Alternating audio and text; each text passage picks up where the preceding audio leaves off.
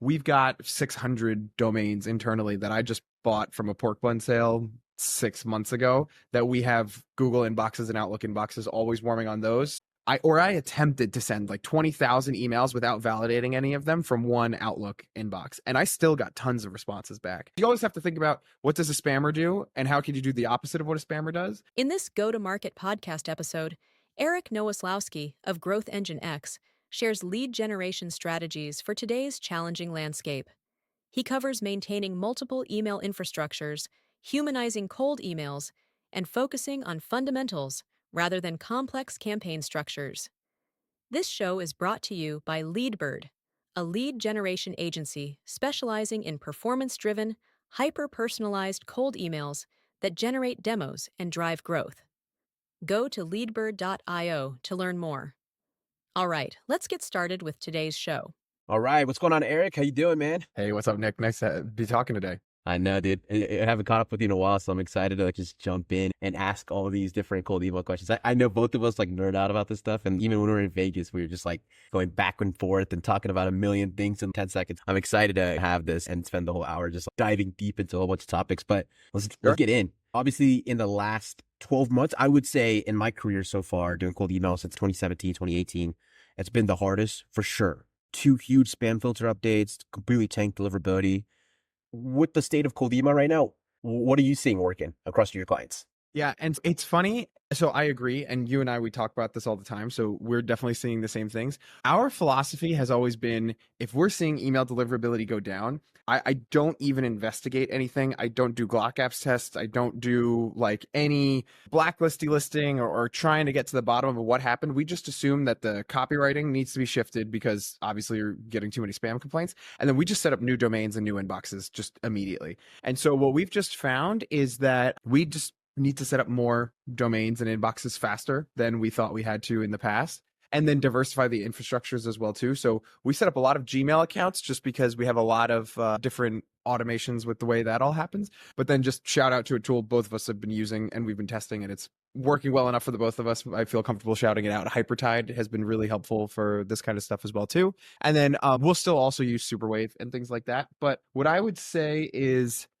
I feel like we need to keep more domains warming in the background than we usually would. We'd maybe keep a third of somebody's inboxes warming in the background. Now I feel like it's not just a third, it's not just half. We need to keep double. So we're using one infrastructure and we're keeping a completely other infrastructure ready to go. So there's that. What we're also finding is that we will purposely use one infrastructure and let it warm for 2 or 3 weeks. That's seems to be the best practices. And then sometimes it's a 50-50 shot whether or not that even works. And so then what we'll do is we'll just keep the other infrastructure warming and make it go past like a 6-week warm up and make sure that happens as well too. And then if we're really in a bunch, I would say we've got 600 domains internally that I just bought from a pork bun sale 6 months ago that we have Google inboxes and Outlook inboxes always warming on those. So then if we really need to for a customer, I know Instantly just released their pre-warmed up domain, things like that. Yeah. And so many people have asked me, they say, do you think this is going to work? And I just say,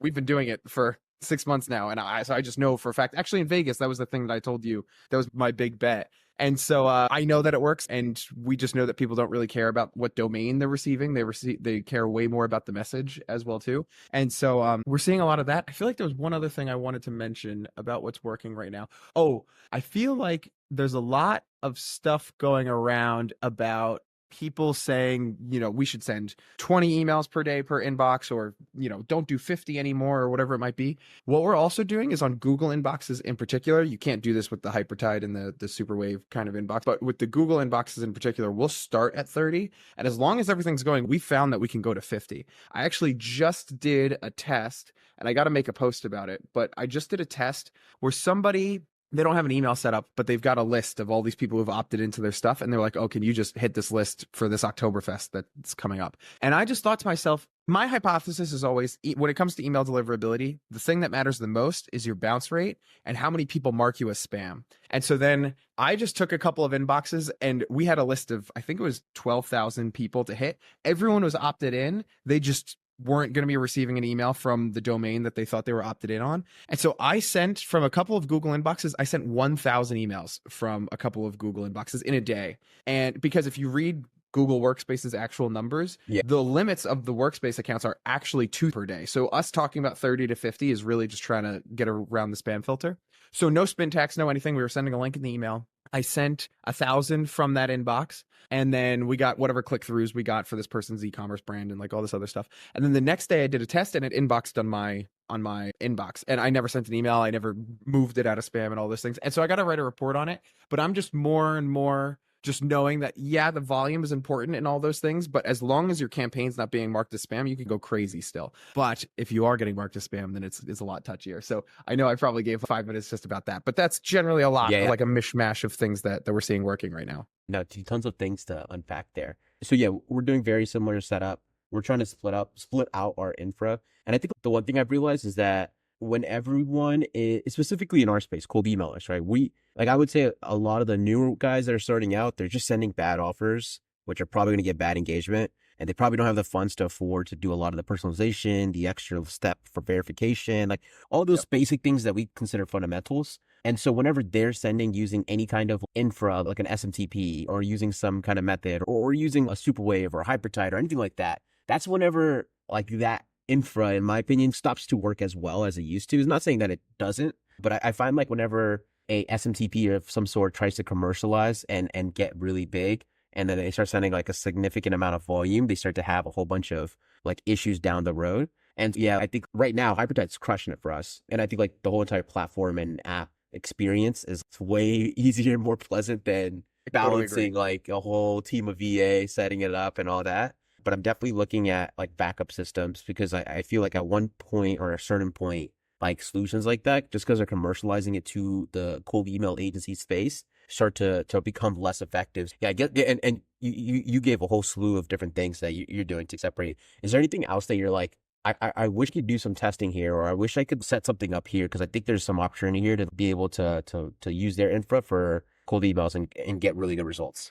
Yeah, and I think the only other thing that we're thinking about testing, and I was messaging you about this too, and I just haven't had the time to think about it, is to set up a bunch of inboxes on the main domain or on the secondary domains. So if you have 10 domains and you're going to use 2 inboxes for sending, I've been thinking about setting up 4 and then sending only warm-up emails on the other 2, and then you're using 2 for sending. Because what we've also found is, I feel like when I first started, there was a huge difference in deliverability between the inbox and the domain. And sometimes the inbox would get flagged, but like another inbox on the domain wouldn't get flagged. And now today, that's just not the case at all. That it's just all at the domain level. And I have been thinking about how can you keep the reputation of the domain really high across everything. And I don't know, that's just, but again, the more things change, the more things stay the same is one thing I like to say.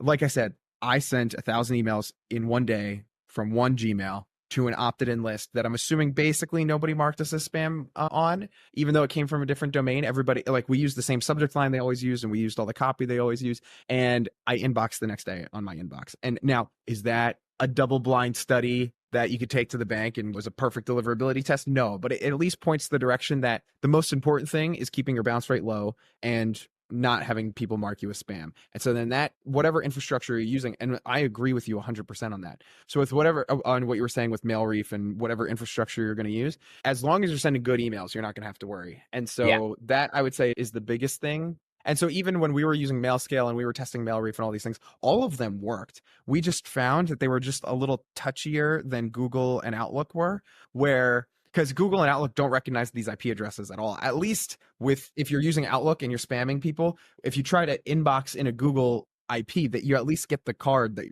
I'm Microsoft. Outlook. Yeah, I'm a Microsoft IP. But then when you're this completely unknown IP, it definitely changes things. And while there's a lot still to be done on email deliverability testing and things like this, and I don't even want to say that we know everything about it. Things that we talked about are the things that are working for us, and I have demonstrable proof that they're working for us. And just more testing is just going to have to keep going, especially if we're going to stay in this space and always stay ahead of it and things like that.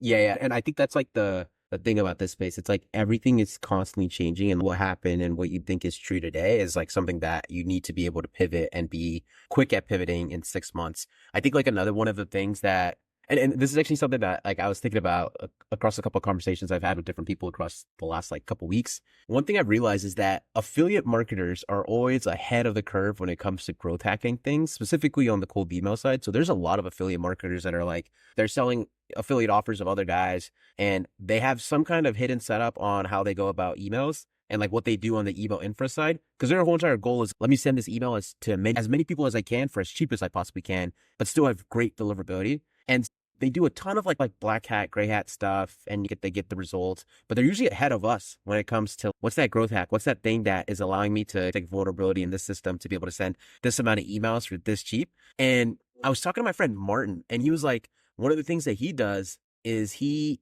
constantly just looks at his inbox and sees what are the cold emails that I'm getting and why are they landing in here? And what are the things in my spam folder that are commonalities and why are they landing as spam? And so I was after I had that conversation, I was like, oh, that's a good thing to do, real data. And so I started looking at my inbox, and what I noticed was, dude, I was getting so many at gmail.com emails that were cold emails that were all landing in my primary. So I think like one thing, and I used to do this way back in the day, but I think one thing that's going to start coming back is like sending emails from just plain Gmail accounts, and a ton of them. Because for some reason they're inboxing right now. And so that's one test that I want to run next week is like, what's our result for like our internal campaigns is running from an at gmail.com account and seeing how that does. And it's obviously super cheap to do. And you have to be a little bit more of a technical developer type person to be able to set up that infra and be able to scale it. But yeah, that's one of the random tests that I wanted to do. The other test I wanted to do, we were talking about this earlier, there's other lead gen agencies that are doing something in SendGrid, some kind of vulnerability there. And we both know that Beehive has great deliverability with SendGrid newsletters. Like we're getting added in and opted in, and they're all landing in our primary day in, day out.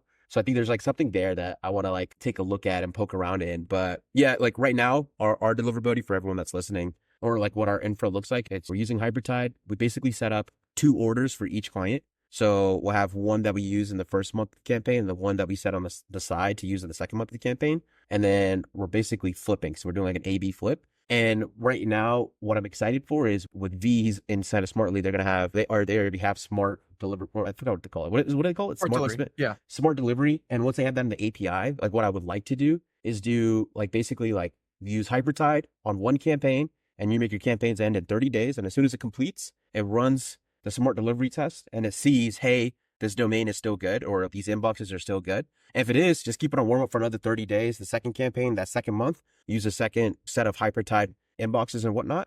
But let's say it is bad after that first month, just because some offers, like they suck, like they get marked as spam, like there's nothing you can really do there. Yeah. Now, hey, it's not inboxing. I have 30 days with my second set of inboxes. And in those 30 days, I could buy and set up something with Hybridtide within 4 hours inside of their platform. Great. And then be putting it in warm up within 4 hours and have it on warm up for 30 days. And then just keep doing that A/B flip. That's how I'm thinking about tackling a lot of the deliverability issues. I'm curious to hear your thoughts on that. No, and so I was even going to say for anybody listening to this, we're in total agreement because you and we went back and forth on making this. I maybe just have more anxiety than you do, and we're setting up 4 setups for each customer, and then we're also setting up Google accounts. And then we'll use 2 at one time, and then we'll flip to the other 2, and then we also have the Google accounts going as well. But also, I think our business models are just different in the way that we've got more of a margin up front that I can just take that risk. And so then that's just, we're just going overboard, but still very much the same way. Yeah. Yeah. So I don't know if Omer's told you this yet, but what they're about to make on the update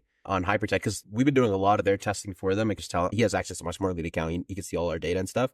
So one order now, you can include 4 domains in there. 4 or 2, I can't remember. And so one order, it'll basically be 100 inboxes, but there'll be 4 domains, and then it'll be 20 per or 25 per each domain. And then, so 2 orders would be like 8 domains, and then 200 inboxes total. And so it helps you still send the same amount of volume, but now there's less volume coming out of each individual domain, which is where I think And that's what we're talking about, all of those inbox. I don't think there's really much inbox reputation left on an inbox level, unless you're a large organization with a bunch of email volume and all those things. And so that's what we're talking about for sure. I think there's a lot to be said about the domain level of the reputation. I was even asking Omar too, that I think domain age is going to start becoming more and more. Yeah. And so, like I've already said, we purchased over 600 domains. It's actually, I'm not even sure how many domains, because anytime Pork One has a sale, we just buy like another 200. So the .co, the .co sales. Yeah. So I don't even know what we're at this point, but I'll just buy really generic domains in case we get slapped and we'll put inboxes on them so they're warming up this entire time. And then in case Gmail really rolls out like warnings of, hey, this domain is less than a month old, or the spam filter won't let anything really do a lot of sending if it's a month old, we're preparing to be able to just be prepared for our clients that will have Yeah. a ton of domains for them to choose from, but they're super generic, so it should always be fine. Tons of domains for them to choose from, and then they're aging a ton too. So Yeah. that's the other thing that we're just planning for too. Yeah. And another thing I wanted to talk to you about. So I feel a year and a half ago, like the Spintax that was needed was just simply you could spin your greeting, you could put a quote in the end of your email, you could put spin close, and you'd be mostly fine. You have a level of Spintax in there, your variables are good. But now, and I think this is more important, I think this is where your superpower is. It's like unique individual messages. You want to start speaking on that and how that impacts everybody? Yeah, and I don't have great data. The only data that I have is like you and I would be talking about this. Yeah. So I don't really have great data about this other than one point that I'm going to talk about. But when I first started getting into cold email, I had no clue what I was doing, and I sent, and I could tell that story if we want, but I attempted to send like 20,000 emails without validating any of them from one Outlook inbox, and I still got tons of responses back. Yeah. And I could tell that story a little bit more. But when I was then getting into cold email as a service, we were never really using Spintax because I never saw it as a necessary thing that needed to get put in. And then by the time that then somebody created a test that really opened my eyes to you needed Spintax, by that point, GPT 3.5 was out. And so we were already basically rewriting all of our emails with AI anyway. And so I never had demonstrable proof that, yes, this is the way to do it. But when that person, it was actually Harris Kenny, he released a Spintax test with Bob on SmartLead, and they proved that there wasn't maybe a huge increase in reply rate necessarily, but the inboxes lasted far longer if you use Spintax versus if you didn't. And so then by then we were just using AI anyway. And so all of my emails were being changed, but not because we were Spintaxing them, but because we were using AI. And I knew from us talking, you would tell me about you would have Google admin consoles getting shut down and Outlook admin consoles getting shut down and all these other things. And then I would just be, we've never lost any of these admin consoles. Yeah. And so then that was me. You really opened my eyes to that I was like, oh, this AI has to be making a difference, because it's not like we have God's gift to customers and offers in our agency. Like we still have a mix of really great offers and then things that feel a little spammier and those kind of things too. And so the fact that we never lost panels and then you guys were losing panels, that made me think that the AI is definitely making a huge difference. And now it's just, as we keep seeing more and more things, I think it's just going to become more and more prevalent. Absolutely. Yeah. Yeah. No, I agree. And to touch on the panel thing, so this is like something I would love your feedback on as well. So we figured out why all our panels got shut down, because we're spinning up a lot more panels so we can see what happened. So we had two individuals on our team, and like this was instruction by me, so there was no issue there. And this is the funny thing too. It's basically what was happening is they were from two different locations, one from the Philippines, one from South Africa. And so the login on the administrative account from two different locations was causing it to get disabled. And I think that started to become a very major thing in the last like 6 months to a year. Because when I first started in 2017, dude, I would log into my team's account all the time. They would log into mine. Like we would spin up inboxes here, we'd spin up inboxes there. There was like no red flag or issue there. But now it's like, if on that, like specifically on Outlook, Microsoft, when you sign in into a panel, the tenant, the admin administrative login thing, you have to sign in from the same IP every single time, specifically if you're cold emailing, because if you don't, it will get disabled within the next 48 hours. And even with speaking with like Omer and seeing how like our setup is as well, like we have to use like proxies and put them all on Go Login and have individual profiles and log in through there and all that stuff. And it's just way more difficult than it used to be, and way like there's more things that you have to watch out for. Yeah, I guess like in terms of just like how you guys are, I guess if you want to talk more on just like how you guys are going about like logging in and being able to manage that infra across your team, like how do you tackle it? Yeah. And so it's funny because until you told me that, we just logged in, and So I would log in from New Jersey, and then I have somebody on my team in Texas. She would log in, and then we had somebody from India logging in too. And it just never really mattered to us. But then you brought it to my attention, and I said, oh, we really need to handle that. And so, I mean, you guys put us on. We just use Go Login and IP Royal to just make sure that we're always logging in from the same space. But then you can also change a ton. it's also very helpful to then just make a admin level account on all of the panels and give them to everybody on your team. So then Yeah, they're dedicated to logging in. Because you always have to think about, what does a spammer do and how can you do the opposite of what a spammer does? And so a agreed. spammer is logging in from one log from 6 different places. But it's Hmm. totally normal to send somebody a log, give them admin access, and then they log in from over there. So then that's the other way we'd mitigate it too. Yeah. So yeah. And then with a lot of the campaigns that you guys are running right now, I know you're famous for all the Clay YouTube videos and all the stuff you do with Clay and the really creative like campaigns, which I absolutely love. What are you seeing in terms of just like structure for like your average client with an average offer that you're implementing to make sure that their campaign has the highest chance of success past deliverability, more on the content and like how you're structuring their offer and pulling in all the variables and whatnot?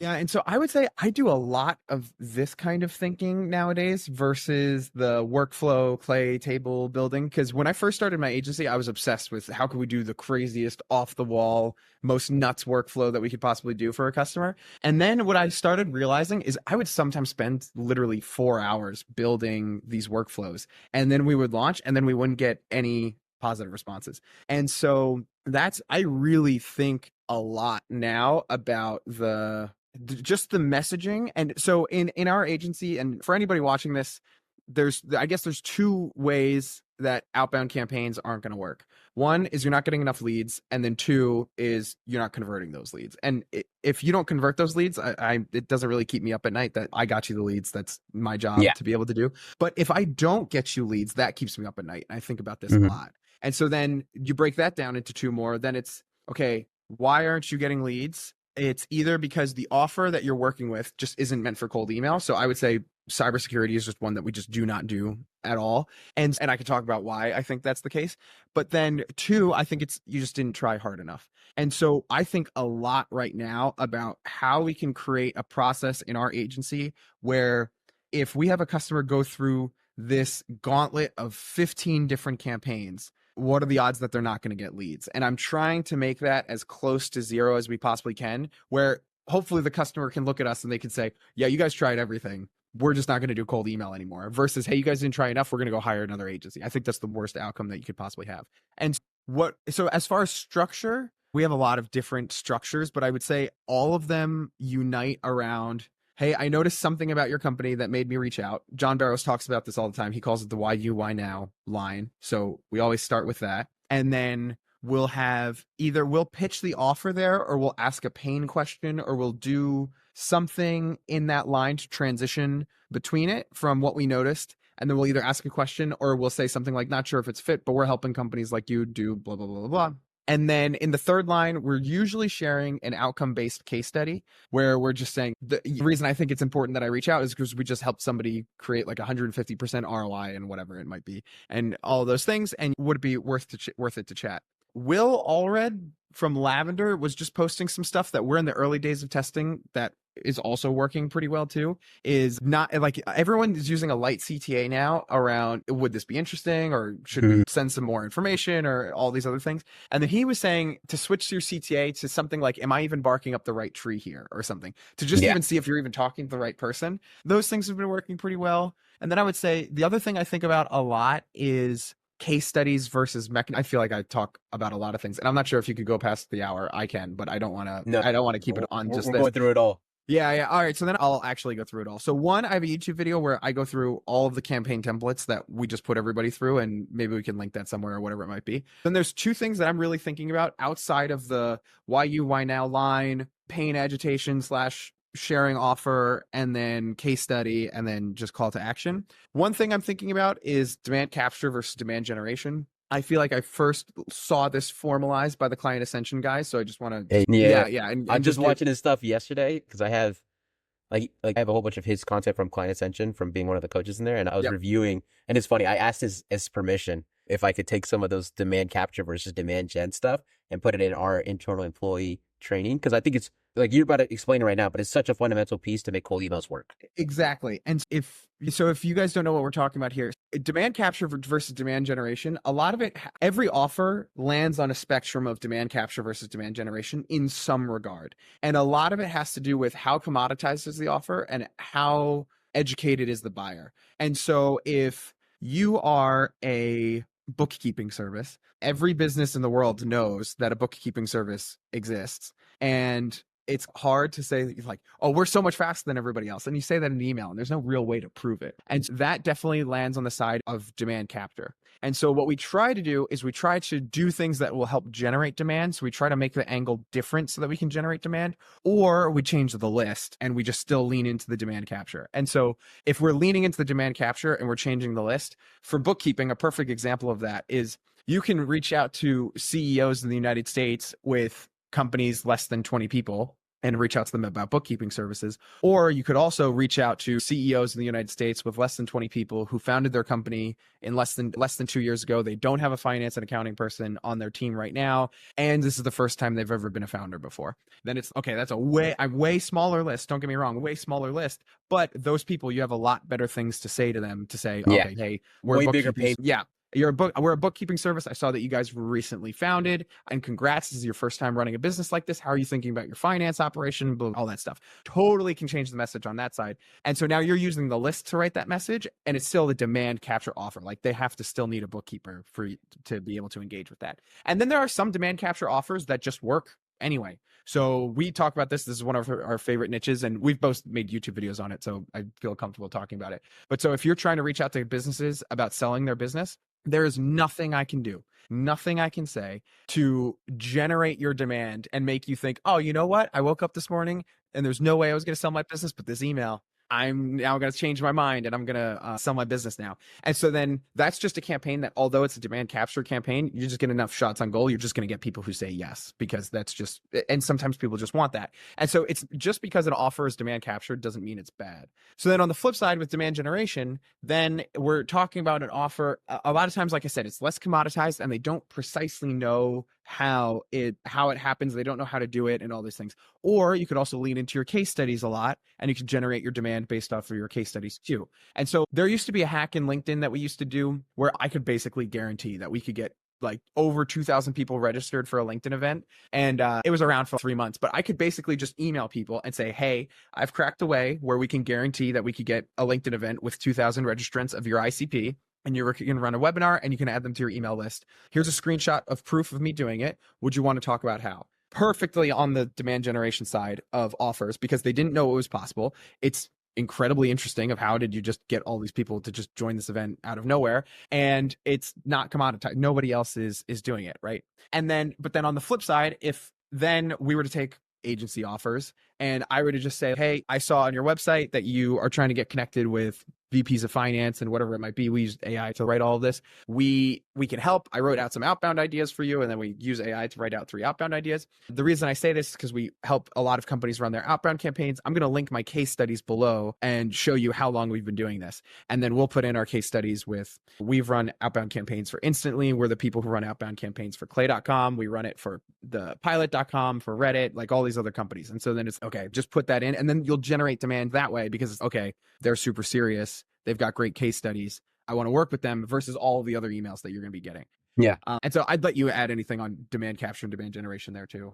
Yeah. I think like the way I think about it is demand gen is like when you could just take what it is and put it in front of someone in your ICP, and then it just immediately catches their attention and they immediately get interested, and they're like, I need that. And it's the same thing. Like I could literally just send emails saying, hey, I can get you leads on a pay-per-lead basis, and we'll just instantly get a lead per every 200, 300 contacts that we reach out to, which is solid for a very saturated offer, because it's just that. It's pay per lead lead gen. Like people want that. And I think a lot of clients, when they try to hire a lead gen agency, they don't have an offer. They just have a service. Like that's all. Like they're just a bookkeeper. There's nothing else to it. They're just a bookkeeper, and they don't know how to position their service into an offer or create an offer around their service. And so, yeah, in that bookkeeper scenario, I think it's like, they just want to reach out to founders and say, hey, we can do bookkeeping for you. And there's millions of them. There's millions of bookkeepers out there. Not millions, probably like hundreds of thousands of them out there that are like literally, they can do exactly what they do. So then it's, okay, I think what you said is perfect. Go reach out to the first founder or a first time founder that's 20 in headcount, has a company that's growing,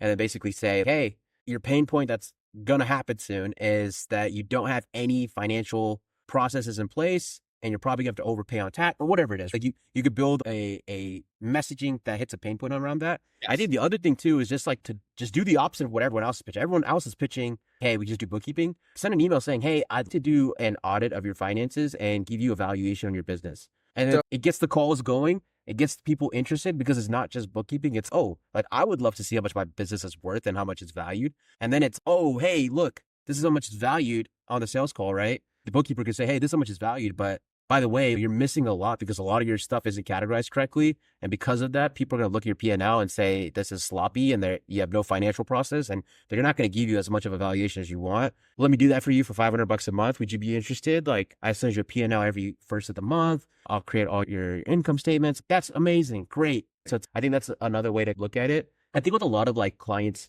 and this is common in lead gen space, they hire us because they can't figure out how to generate leads. Obvious. And I think a lot of times, and I made a video of this, is they shouldn't actually hire a lead gen agency. They should figure out what their offer is and validate their offer. And then come to guys like me and you and say, hey, look, I have a proof of concept here. Can you scale this to the moon for me and get my yeah. sales team like fully taken care of? And that's why some of our qualifications now are, have you run an outbound campaign that worked in the past that you want us to scale? Or do your competitors have a growing SDR team? And I'll actually have them pull up the competitors to just make sure that they're actually investing in outbound already, because you're totally right on that. And then two other things that we think about, obviously lead magnets, like if you say you're going to do something for free, that always cooks. But it's crazy that in our world, so we made a lead magnet where it's very easy with the databases that we have. It's very easy for me to just give away every person who is newly hired at every company that it's director level and above. Super easy for me to just give away that information. And I turn that into a lead magnet. And then I literally just email people and I'm just like, hey, I run an outbound agency. And the most common data point that people want us to target by is new hires. So I made this Airtable for you. It's got all the new hires in it. I just want you to have it. And then people are just like, thanks. And then we just put them on a newsletter. And I'm just like, oh, hey, do you want to receive this every Monday? Because we send it to everybody every Monday. Then we send the list on Monday. And then I also send a YouTube video of mine. And that's how we expand like the reach using cold email on that side. Lead magnets, we could go on and on about that, but the expert to really talk to you about that is like just reading Alex Mo's books and going into that. The other thing that you mentioned that then got me thinking too is another thing we think about is how can we get in front of the objection in the email that they're going to have for us. So I read this thing that was in my town that I thought was fantastic from the local fire department. They had a banner and they were recruiting for the local fire department. And they said, we're not recruiting heroes, we're just recruiting neighbors. And I just thought that was just so brilliant for the fire department, because the main objection everyone will have if you want to join the fire department is, I'm not a hero. I can't do that, but I am a neighbor. And so they lean straight into that. And so then to bring this to actually like B2B cold email, I had a friend reach out yesterday and he was saying a campaign wasn't working. And there was some kind of offer around building, you invest in a done for you Amazon store, and then after 60 days you're going to get an ROI, otherwise you get your money back. And he was saying, this is a great offer. If you make this investment and it doesn't make money in 60 days, you're just going to get your money back. And I was like, okay, hold on, wait a minute. If you were that good at setting up these Amazon stores, why wouldn't you just keep setting up these Amazon stores? Why do you need other people to finance these Amazon stores for you? If you're genuinely that good at it, why don't you just keep setting those things up? And so then another kind of template that we do is, I'm becoming a big fan lately of writing a small message to just get somebody's interest and then putting a bunch more context below the signature so that you still get that nice short message up top, but then you don't have to get the friction of them saying, oh, I want more information. And then you got to respond as fast as possible and all this other stuff. I'll just say, hey, I'm going to link more information below the signature. And then below the signature, we'll put 6 case studies down there.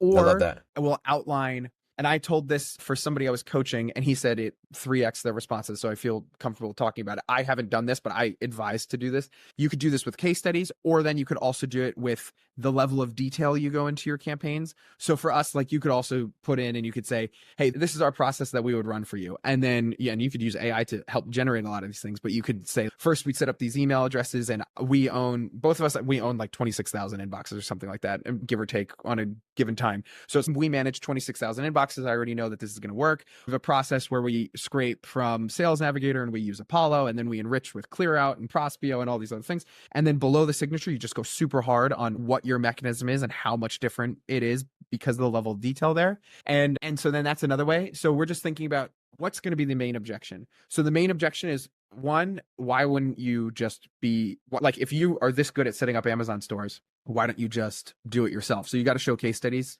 towards that, and you have to show the mechanism towards that, and then you also have to prove that, like, if after 60 days goes by they don't get their money back, then you're actually going to give them your money back. And so I think a lot about objections. And then I alluded to it too, the last thing I think a lot about these days is leaning super hard into case studies, and then also using mechanisms too, where, so we had an offshore talent company that we were working with, and we were leaning super hard into case studies, and nobody cared. And then it just hit me. I was like, if I were to receive this email, why wouldn't I care? And it's because what I'm more concerned about is that they're just picking their best case studies, and they're just going to give me a bad person. So then I said, hey, send me your process for finding these people. And so then instead of leaning into the case studies, we were just leaning super hard into, all right, first, we have people apply. 90% of the people don't even make it at that point. Then the second step that we do is then we give them all a task that they get paid for. And they have 4 things that they have to do, and we gamify it. So we're looking for certain things about their attention to detail. This entire time, we do 3 meetings between them. And if they don't show up on time for the 3 meetings, they also get cut from the process. Finally, they work in our company before they work in your company. So then we also see how they work as well too. So we'll take 100 applicants, and we only find 1 person before we give them to you. That email is doing far better than the case studies. Like, literally, like, it wasn't working before that. And then we changed it last week. And then he messaged me today, and he's like, we closed our first deal from this. And I was like, okay, great, this is working. And so one thing I would say on Mhm. recruiters on those campaigns, and I think this is a common issue with a lot of people, they haven't done like the market research on understanding like their customers' pain points. And it's like a lot of these, I would say, I call them like general service providers. Like they don't have an offer, they just have a service, and like they just assume things without actually testing them. And so like with the recruiter, for example, like they're like, oh yeah, we could staff every position in the world, and it's cool, but okay, let's pick one that's actually in demand. Then it's okay, let's choose that one in demand, and they give us a job title that they think is good, and then it's just like, hey, we can staff this position. But then it's, you don't understand that person's pain point for hiring that. And it makes it hard for us to incorporate the message. And so basically, like, and this is why I'm such a huge fan of ChatGPT, because now we're never relying on the client's knowledge, because a lot of times companies and just like a lot of startups, they just don't know their market well enough. And then you're able to go in there and figure out, hey, why do people actually hire someone for this role? And what's the bottleneck for someone hiring into this role? And you can incorporate that into the copy. So like a great example of this is these offshore talent sourcing agencies. Like the thing I would look at is, what are the jobs in America that they're hiring in-house, but it could be virtual, and it could be someone in the Philippines or in India,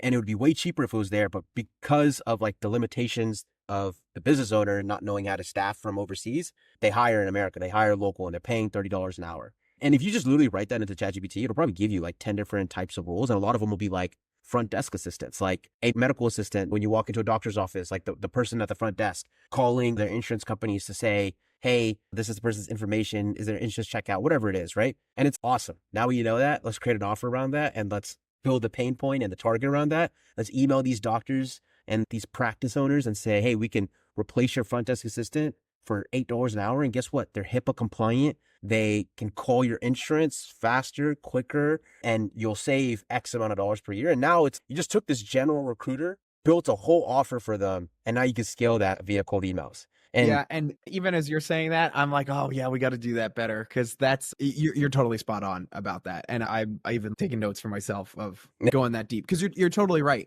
That's where the best campaigns shine, right? The best campaign I've ever made in my entire life. We were running a campaign for Forbes, and we were at a conference, and the conference wouldn't give the list of the speakers, and then they also wouldn't connect them with them. So then Forbes was like, hey, can you scrape the speakers, and then can you cold email people to get interview slots with us? And so they're like, do you think this is going to work? And I'm like, oh, I don't know. Are we going to email a list of people who are definitely attending the event, and I'm going to be able to put in the subject line interview with Forbes? Yeah, guys, I think this is going to work. And so it was like 1 out of every 3 people we reached out to, we would get a positive. Yeah. And it was like, and so when you look at those campaigns though, it's like, of course this is going to work.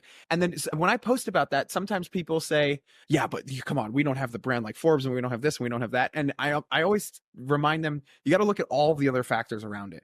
The list was super, super perfect. The offer was amazing. They were speaking exactly to the people that they wanted to be speaking to. There was a lot of refinements made in that it just every camp, exactly like what you were talking about. Pick the things that are in demand and then Yeah. build offers around that and everything. I mean, you're totally spot on there. Yeah. And I think like a lot of like business owners that just try to outsource their lead gen, a lot of times they're not successful in it. And it's not because of the lead gen agency. Like, I mean, I think all of us can figure out really quickly how to set up email infra, how to send the email, make sure we land in primary, do all like the lead list scraping, like that stuff now because we've been doing it for 4 or 5 years. But I think a lot of people that hire lead gen agencies, they would I have a way higher chance of success if they just figured out what is that thing that's going to crack cold traffic and not have any ego in it. Cause I think a lot of people come in there, they're like, we guarantee customer success. We guarantee customer satisfaction. And it's like, everyone's been running that since 2000s. Like that thing, no, that's not something that's special. That's the bare Yeah. minimum. Like you should be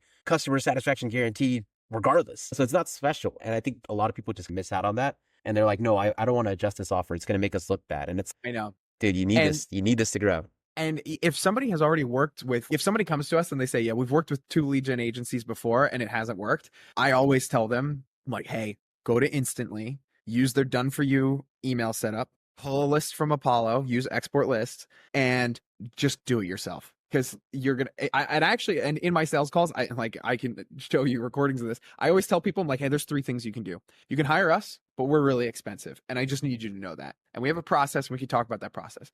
Or you could do this yourself for $200 a month, and you could just do all the experimentation for you, and it's just going to take your time. Or you could go to Leadbird, and we actually literally say, or just go to Leadbird, and they'll be able to run the campaigns for you, and you'll be able to just use them to save time, but you're going to get more shots on goal. But we're expensive, and you need to just be aware of that. And that's always, and I always say that when they don't have a really well figured out offer, or we've never run a campaign for somebody like that in the past, or they're not confident in working with us and things like that. I'm like, it's totally fine. It's totally fine if you're not confident in working with us. Go do it yourself, or work with a company like Leadbird that does it on pay for performance. Because for those who are listening, I charge a retainer, and Nick does a setup fee plus pay for performance. And it's like, pay for performance. If you don't know what you need, pay for performance is perfect. Because then it's like, then you got people writing some of the copy for you, but you're also paying for performance. So jump in there, do some of the copy yourself if you want to. And you can be doing that experimentation, or you could always set up your own Instantly account and figure these things out. Because it does feel like a money hack. If you could figure out how to drive leads from cold, it does feel like, oh, okay, this is great. But it's tough to crack, and it's a really tough thing to crack. And cold email is definitely one of the best ways to do it. You just got to pick the right avenue for your budget and how much time you have and all that other stuff. Yeah, 2 things to say, and then I want to switch the topic a little bit. So it's funny too, because like I find like even if you have a bad offer, and I actually love your take on this. So like people are against like stupid personalization, right? Stupid personalization being like something in the PS where it mentions like a recommendation that they got on LinkedIn, or mentioning like a colleague that's really relevant to that person in the email and stuff. And what I found is that, and we've actually done the data on this, and obviously we sent 1 million plus emails a month. Like we had all of, like we use Quicklines, obviously, internal tool, not available to the public anymore. But we use that internally across all of our emails. And we had it off for a month because we were making adjustments to it. And our positive reply percentage dropped across the board. And so I think that's another thing too. It's if you're in a competitive market with a very saturated offer, and you can't figure out how to reposition your offer in any capacity, and you're not really like, you don't have the know-how of how to like really adjust the lead list so that you can make it a little bit more specific and all that. One of the easiest lifts that you could do is figure out how to put that stupid personalization in there. Cause like it does work. And it may be a 6 out of 10 good, but it does work, specifically if you don't incorporate it into the actual main message and you're just putting it in the PS. Like that does so good for us on like some of our clients that just have a little bit generic offers. It's you'd be shocked. So the only campaigns we'll run the local restaurant thing with is when we're targeting local business owners, because tech people, they don't see through it a little bit, and it'll help increase responses, but then you get a lot of people who are like, come on, you didn't actually write this. They can just see through it. But so for local business owners, you would be shocked how many times we send emails to local business owners and they will say something about the restaurant PS and they will completely ignore the rest of the message. And I'm like, wait, I guess, is that a no? Because like you didn't say anything about the offer that we made, but they're like, oh my God, that's a great restaurant. You should totally check it out. And so I agree with you too. And so we will try to do things that are at least, so we have found that My personal favorite, that we put this into all of our breakup emails, and sometimes we even put it into email one. This is one of the templates that we have. And then I saw you're using it too, is we're reaching out to somebody and then we'll throw in their PS, by the way, I know there's a lot of people over there. Should I be reaching out to this person or this person instead? It's so simple, but that's not really a thing that people automate, because unless you have quick lines or Yeah. you have Clay, you like Apollo doesn't let you manipulate data in that way. Yeah. And it's also free to do that in Clay. You can just use this function in Clay called look up multiple records in other table. And then what you just do is just look up multiple records in your table. And because then that's another thing too. We don't, like, if there's 6 people at a company and they're all on our list, we just hit all of them. And that's a fear that I feel like people have in cold email. That's just never been a problem. Yeah. They'll be like, what if they all, they find out that we send an email to all of them? And I'm just like, oh yeah. Because how many times in your work life have you sat down at the end of the day with your coworkers and you said, okay, guys, before we leave, let's compare what cold emails we all got, and we'll tell each other which vendors we're going to work with and which, like, that has never happened ever. Never. And we'll oftentimes have multiple contacts. So if you just use in Clay, look up multiple records in other table, but just do it in the same table and do it based off of the website, you'll easily get other people who already fit because they're already on your list. And then you could just inject them super easy. And that is a thing that sometimes funny, like the same customers that want us to say, hi, my name is this, and I'm the founder of blah, blah, blah. Or they want us to say, I'm really impressed with your work at company name. They'll sometimes have problems with, those same customers will have problems with saying, PS, let me know if I got this wrong and I should reach out to this person or this person instead, which is mind blowing to me. So Yeah. I agree with you on that sentiment that it does work. And demonstrably, I know for a fact, I have this data. I know for a fact on those private equity campaigns we run, we'll put in the first line, we'll put, hey, I was about to call phone number, but I figured email would be easier. And then in the PS line, we'll put, if we ever get connected about selling your business, I'd love to take you out to this restaurant.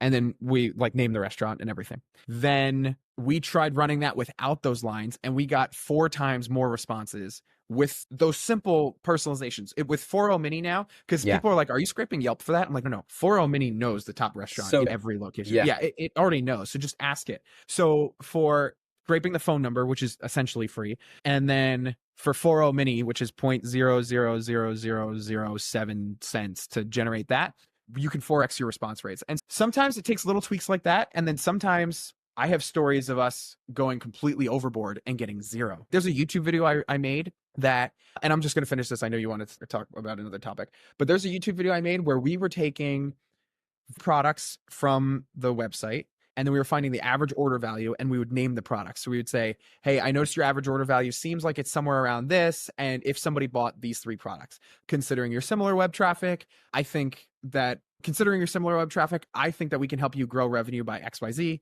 blah, blah, blah. This is how we do it. Would you want to talk? And that campaign bombed. It was like insane how much that bombed. And I was looking at it, and I was like, why did this campaign bomb? And then I realized, I reread it, and I was like, oh, because nobody would ever send an email like this. So we shifted it, and we were like, oh, hey, I was taking a look at your website, and I was really interested in the product 1, product 2, product 3 line of products. The question I had is, it seems, and then that was our preview text. And then we'd say, the reason I asked this is because I was wondering how many units you guys are moving of those a month, considering I think your average order value is around this much, and similar web. And then we would even put in parentheses to make it look conversational. We would say something like, a similar web said you have this much traffic. And then we put in parentheses, but I know it's not accurate. I hate similar web too. Then we would say, I think we can help you grow your revenue with this. This is the mechanism, blah, blah, blah. Way different feeling of the email, except it was all the same data points. And then that email worked against the other ones, right? And even when you might even have personalizations that you're just using in the wrong way. So if you use the restaurant thing as the opener, that might kill your whole email. But the fact that you use it in the PS line totally switched it up. So that's another thing too for people, is to shift around where you're doing your personalizations and everything. Yeah, and I think you've also brought up a good point. And I think this is a big thing right now. And I tweeted about this and put it on LinkedIn, I think yesterday. And tons of people were like, oh, are you going to talk about the cheesy lines? The cheesy line. Yeah. So right now, and it's like the level of sophistication has just risen, right? People are writing generally better cold emails, right? Like from the content that we both post, which is we're telling people, be short, be direct, make it somewhat personalized, and send it. And so I think in a lot of markets where a lot of people are selling into, and I think e-commerce is a great example of one. They're getting every single cold email with all these crazy different offers and guarantees and these really short direct emails that are arguably really good, right? Yes. Yeah. But they They just get follow templates and everything. Yeah. they get 3 to 5 of those. Even if it's personalized, it still doesn't do good because they just get those so often, every single day in, day out. And one of the things that we tested and we just saw, and it took me a while to even, because if you asked me a year ago if I would do this, I would not. And now we do it and it works. And it's basically just like, you just put in these cheesy intro lines to make it look like your email is being sent by an actual human versus like someone that's trying to use direct response copy. And so like our intro lines are like literally like, hey, I know your inbox is busier than a bee's nest or something like that. Something stupid. And like we have, if you go to ChatGPT, put in intro lines that are cheesy, that follow this kind of structure or something, it'll give you like 20 of those. And guess what? You could Spintax it. So now you have an extra variable in your sentence and it reads off like kind of corny. It just catches them off guard. And then they think, oh, this guy's a human on the other side of the screen. And is it just mass spamming me with all this crazy stuff? And they're more open to hearing you out. And so that was like one of the things that I would have never done it. I saw someone's campaign where they did it and they had a high level of success.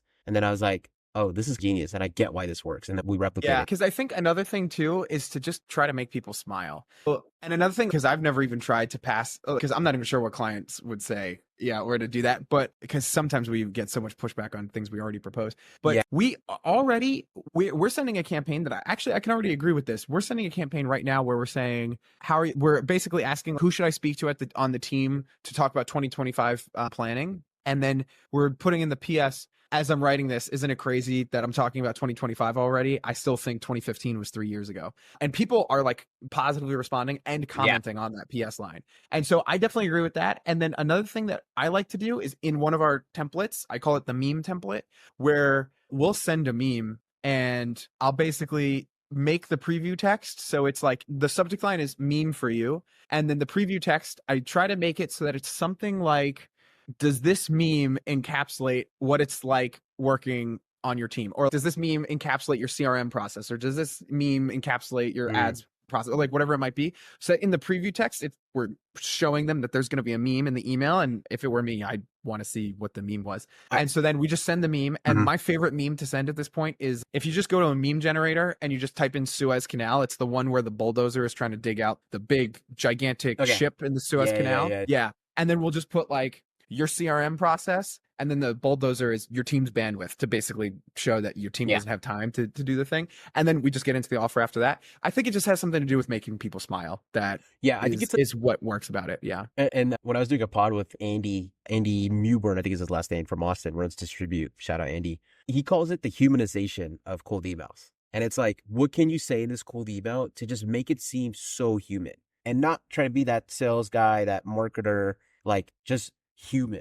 And I think that was like one thing that in my head, I was like, guys, like to all our team, I was like, guys, we got to figure out how not to send typical cold emails like we were for the last year. It's not saying that, hey, we got to figure out how to do all this crazy AI stuff. It's like, how can we just make this seem a human wrote it one-to-one and is genuinely trying to help.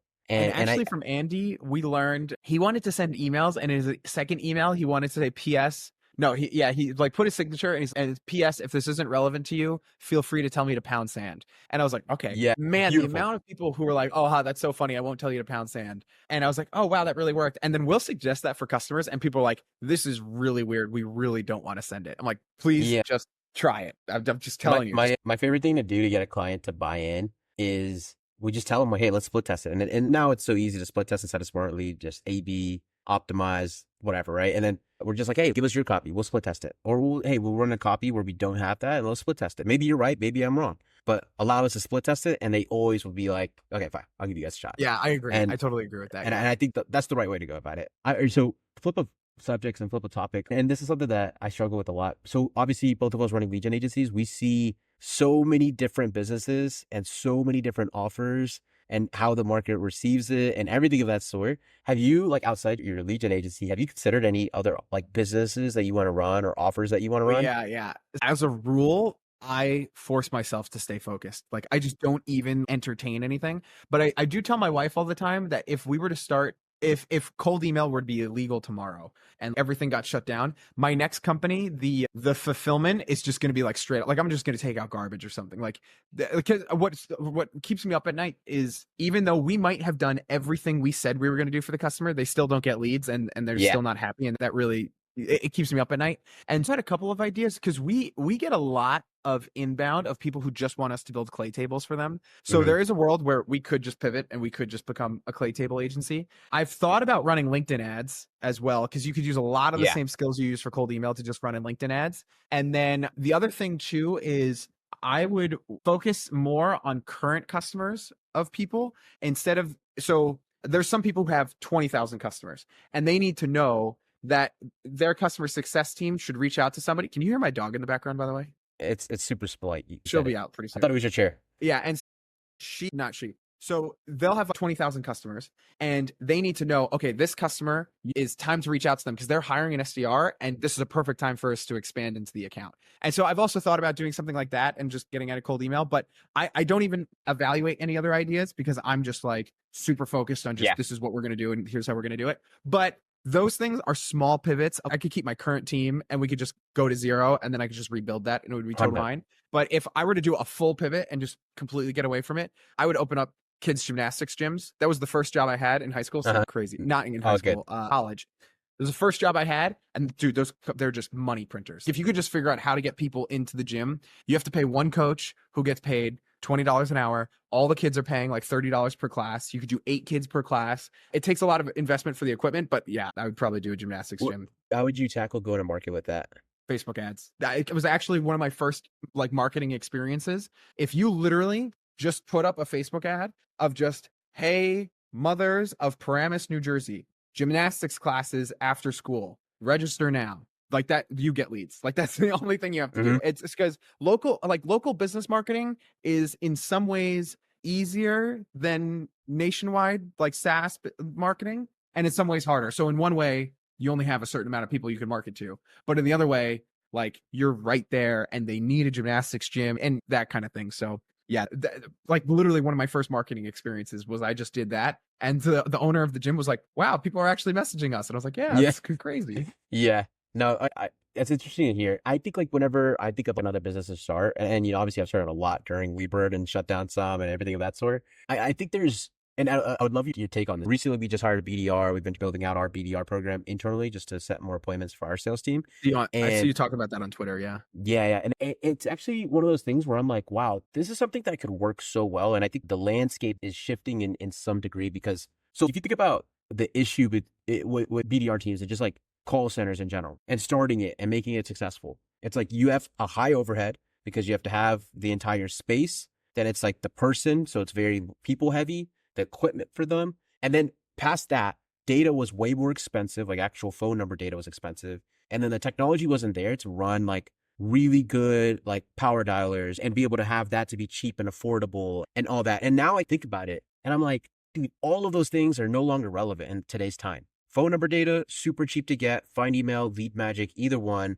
You can run a remote call center, in my opinion. Like, why could we not just get everybody on a Zoom call and just watch them all day long and then watch their call recordings and assess them by that? Because that's what you would do in person outside of the coaching, right? And then with a power dialer, Salesfinity, great options, pretty affordable. You can run in and build it on top of that. And then with people, obviously, like offshore talent has gotten way better in the last 3 years, and it's only going to get better.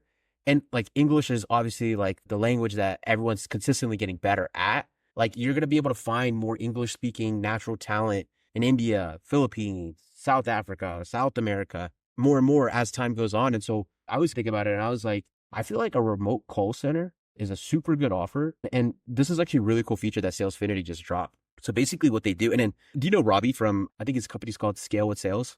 I feel like I've heard of this before, He- but okay. Yeah. Yeah. So he's Mo's partner. And so one thing he was telling me that works really well in his like BDR program is he's running his outbound calls and then they're using a parallel dialer. Anybody that doesn't pick up, they get a ringless voicemail that's automated. And in the ringless voicemail, what he says is like, hey, my name is blah, blah, blah. And it gives him like the soft pitch, soft intro. And he's, hey, I sent you an email with the subject line, purple monkeys with more information. Check it out. It might be in your spam folder. And if you're interested, reply back there and we can schedule something, right? And then it's inside of Salesfinity, you can automate whenever they don't pick up to send them an email and add them to a cold email Right. campaign and literally just have that. And I was like, and then so they're releasing that feature next week. And I'm like, oh, dude, we're about to rip on our VDR program. It's like we're Yeah, on the yeah. ringless voicemails, but the actual like sending of the email and doing that entire function, like that's gonna rip. And I think right now, like a lot of people are trying to figure out how to scale cold email, which is totally cool. I think a lot of people do it bad. I still to this day have gotten less than maybe 5 to 10 personalized good cold emails, but I think like cold calling is coming back. What are your thoughts on running that? One, I can just feel all of the hardcore cold callers who hate cold email just being like, "We told you," and I can just Yeah. feel the hate coming. So one that I agree. I think there are. So you're having a lot of success with it. In the early days of my agency, we had a possibility where we could add on cold calling as into our services as well too. I actually have done before I started my agency. I did more cold calling than I actually did cold emailing. So I was actually like ready for that. And the one thing that there was two things that I couldn't get past. One is I haven't picked up a cold call since 2020, since COVID. I've Yeah. not picked up a cold call. So like you will just never be able to get me. But that's another thing for people listening. You got to keep in mind too, is there's some people who they respond to LinkedIn messages and they don't respond to anything else. There's Yep. people who respond to cold emails. They don't respond to anything else. Like there's people who pick up the phone and they don't respond to anything else. Agreed. So like every channel has the people that are going to be picking up. That's where I think companies like Phone Ready Leads is probably a must have in Yeah. something like to just know That's that you're really going to be important. getting a really high connect rate. Mhm. Like it's worth it. The math works. Joey does a great job of posting and making sure that, Yeah. look, this is what your math looks like. There's no reason not to be using. Well, now they're good Titan X or something. Titan. Now. And so there was that. And then the other thing that I would just be concerned about, because you could totally go to market there. The only thing I'd be concerned about is like, then you got to become a recruiting machine. And then what happens if you lose 5 customers? You don't have people for that customer, for those people to go to. And then what you got to do, you got to let them go. And then you get 5 new customers, and you got to bring them back. And I didn't like that fluctuation Agreed. there. But there's tons of people who've done great with call centers. Tito, one of the guys on, Yes. he's made his entire life's fortune on cold calling, and his team is so great at it. And that's, I would say, the only thing I want to cap off this conversation with is I'm a big fan of copying business models and just seeing what works and then putting your own twist on things. Even like the whole reason I'm in a cold email agency now is because Jesse Ouellette got me into it. And then this is where we are now. And so I remember being in college, being in business school, and when you were supposed to come up with business ideas and plans and all these other things, everyone would make up these crazy businesses. And now I just want to go back to one of those business schools and just be like, look, that's not, like, do not invent your first business. You should not invent anything. Agreed. Your first business, you should just like whatever your like parents do or whatever you're the closest to that you can just see or you've done before, you should just do that. And so anyway, yeah, totally. If you want to do it, I support you. Yeah, absolutely. So touching on that as well, though, I feel like lead gen agencies, a cold email lead gen specifically, have become very popularized. So I think like the trend during COVID as well as like pre-COVID was like the typical like marketing agency, the SMMA, everyone was dropping courses. I think it was like that and drop shipping. And now it's running Facebook ads for Mets balls. That's a hard business model. Not many people want to do that anymore. And now selling paper lead appointment or paper appointment lead gen via cold email, super easy to sell. And so like the whole market and everyone is pushing courses and teaching people how to build lead gen agencies in there.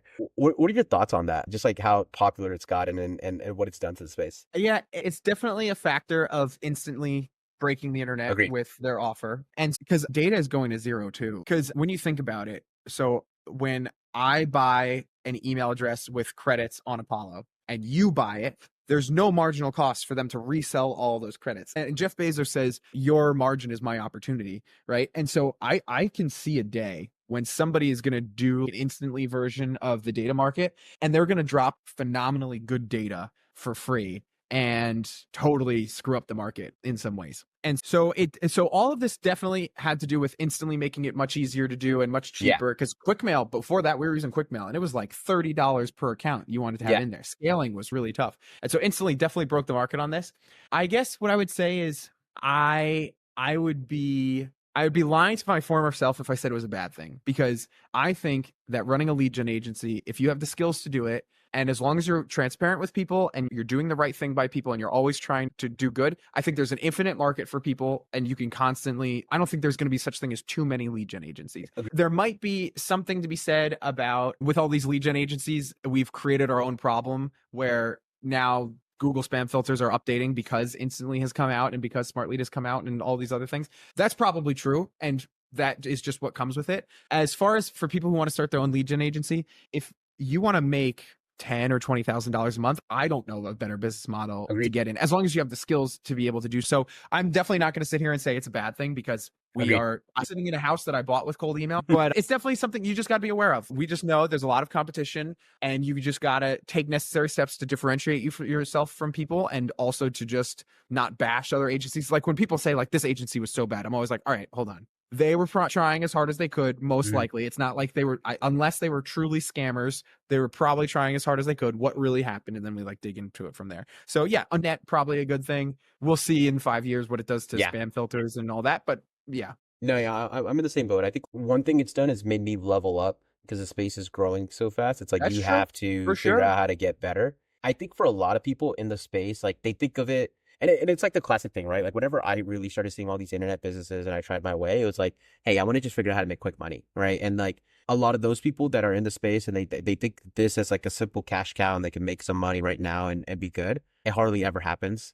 And those guys always get wiped down and they all move on to the next shiny business model that they want. Yeah. But I think, there's still a lot of opportunity for people to get into the space and grow really substantial businesses. And I think like a lot of the established like businesses in the space, yourself being including in that, mine as well, and some of these other guys that we know, I think it's going to be easy for us to weather the storms that are coming, because I think the spam filters are going to get really hard. And I think that we've established such a strong foundation, not even on like our sales front or marketing front, from like a process point, like how we actually service and deliver our customers, how we go about managing a team to make sure they get the results, how we manage like pivoting quick on email info, like all those things that you just don't get until you get experience doing it, is like what is going to allow us to weather the storm versus others. And so yeah, I think I was speaking to, I can't remember who I was speaking to. I was speaking to somebody and they're like, aren't you scared of all these competition getting into the space? And I'm like, not at all. I've been doing it longer than all these guys, and we have some of the greatest systems on our back end and greatest ops and greatest people on our team.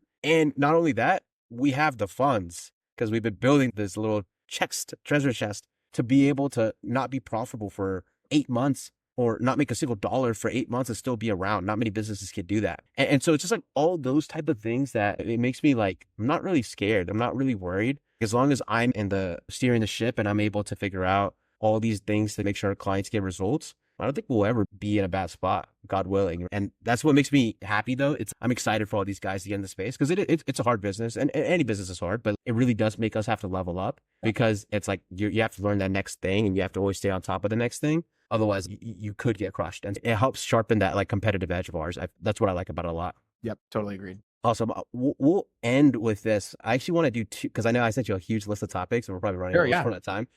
And so we'll probably have to do a two-step call, which I'd be super down to do. One of the things I wanted to talk about with you was just like, what would you say is like the craziest, random, most experiment or cold email campaign that you've ran? Because like you do some of, obviously I speak to a lot of guys in the lead gen space. Did you run some of the craziest campaigns in terms of just, you're just so creative with, I'm going to pull this data point, I'm going to pull this data point, and then I'm going to do some crazy mismatch, and then I'm going to separate it to my copy and put it. Dude, what's the craziest one you've ran? See, so one, I super appreciate that, especially coming from you, of somebody that like we learned so much from. I would say the craziest campaigns that we run are the, like, I guess I call them trigger waterfalls, where because most campaigns are easy by themselves, but then there's like crazy ones that if you're launching like 12 different campaigns from a clay table, that gets really crazy. So I guess that's something like that. One thing we've done for one company that it works really well, but it took a ton of effort,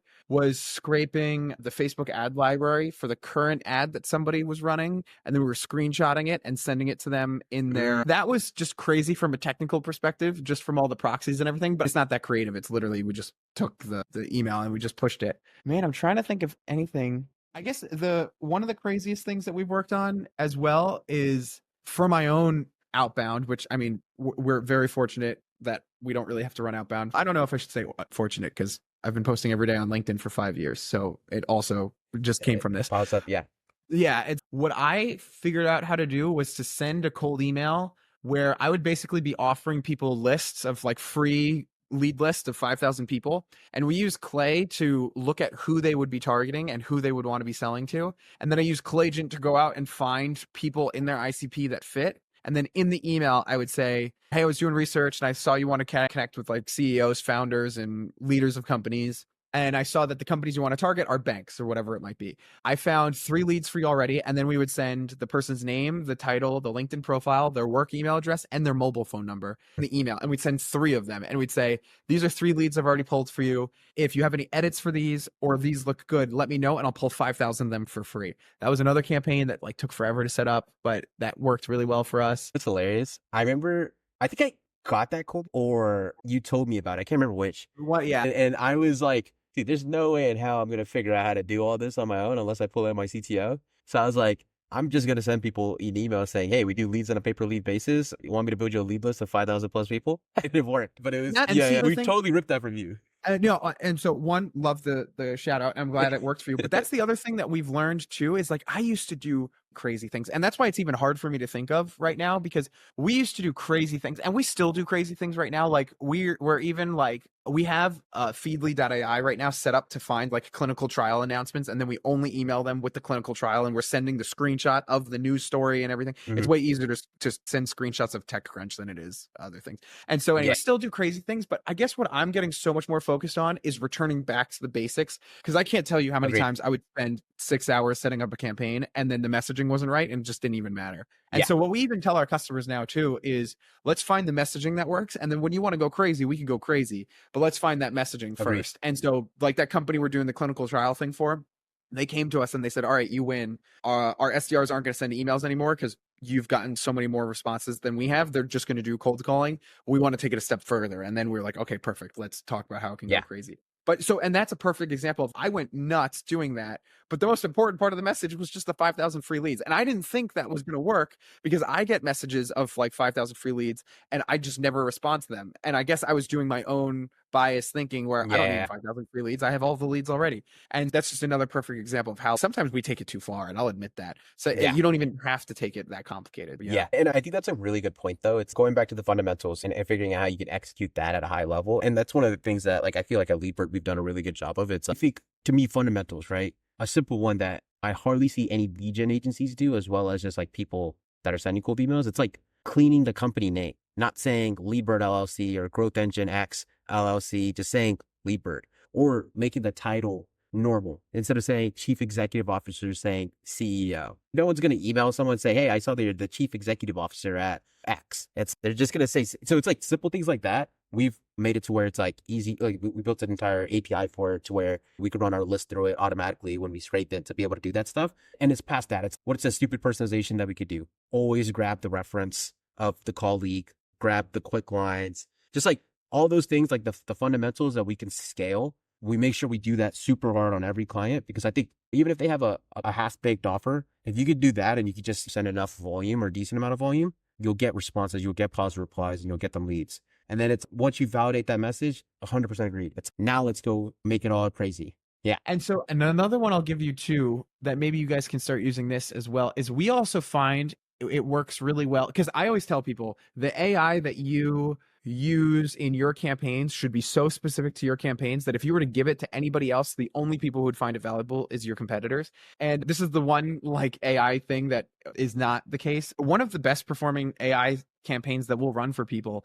is we will either send 3 ideas as bullet points of how we could help their company, or we'll just send 1 idea. And so we just train AI on what their company does. So then when it reviews the company, like the prospect that we're going to reach out to, we could say something like, hey, on your website, I saw this case study about blah, blah, blah. How would you like to get more case studies just like them? Not sure if it's fit, but we're helping companies like Reddit and ClickUp run their outbound campaigns. Specifically, I think we can help you connect with more VPs of finance in order to help them do XYZ. And then that line right there, that works really well for us where we just train it like this is what our, because that's another thing. What would a human say? Okay, I'm a human. I'm going to say, like, I can help you in this specific way. So then we train the AI on what your company does so that when it sees the prospect's company, it can come up with something. And then we'll write 4 or 5 manually because it's super cheap to do that in 4.0 mini. We'll write 4 or 5 of them manually so that it looks good on the for the email. And that's just another one that just works all the time. And it's not even, and it just that's another one anybody can take and just start using.